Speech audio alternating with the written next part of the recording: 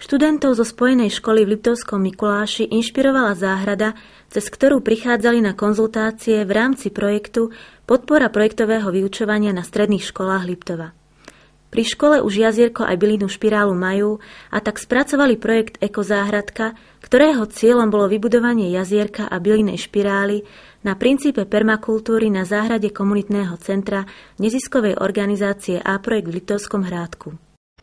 Permakultúra je ekosystém, ktorý sa dokáže sám udržiavať. Jazierko bolo postavené tak, aby bolo doplňované prirodzene vodou, čiže dažďovou vodou.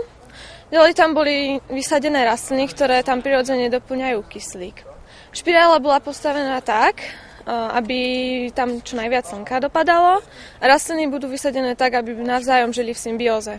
Hneď v úvode projektu zorganizovali študenti so svojou tútorkou odborný seminár, na ktorý pozvali aj učiteľov z okolitých škôl. Odborný dohľad nad stavbou ekozáhradky poskytoval počas jesenných a jarných mesiacov lektor permakultúrneho dizajnu Marcel Suško. Mnohí žiaci, ktorí sa zúčastnili tomu veľmi dobre porozumeli a to, či to naozaj funguje, či naozaj porozumeli tým princípom skutočne, ukáže až výsledný efekt toho jazierka, či funguje ten ekosystém. No a vlastne mnohí žiaci boli veľmi aktívni, veľmi sa zapájali a tí ďalší, ktorí ešte možno nepocitili ten záujem až tak, sa možno pridajú vtedy, keď uvidia záverečný efekt. Práce začali dôkladným zmapovaním každého kútika záhrady a výberom vhodného miesta pre jazierko. Nasledovali aktivity ako úprava terénu, analýza pôdy a vody v studni. Vyvrcholením prác bolo samotné napúšťanie jazierka vodou. Takže vy poďte pozerať. To sa bude aj bez vás naplňať, nebojte sa. Ja tomu pomáham.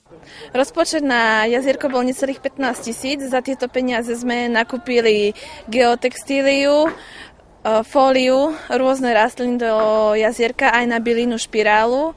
Ďalej sme nakúpili náradie a urobili sme aj informačnú tabulu a brožúru pre ľudí, aj aby sme ich mohli o tom informovať.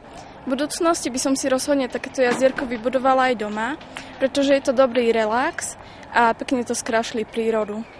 Bylinnú špirálu budú doplňať sadenicami aj po skončení projektu. Jazierko hneď ako prvý objavil trasochvost biely. Po 2 dňoch sa na vodnej hladine začali preháňať vodomerky. Ekozáhradka vzbudzuje záujem ľudí prechádzajúcich Mojzesovou ulicou. Je dobrou inšpiráciou nielen pre svoju atmosféru, ale aj samoudržiavaciu schopnosť.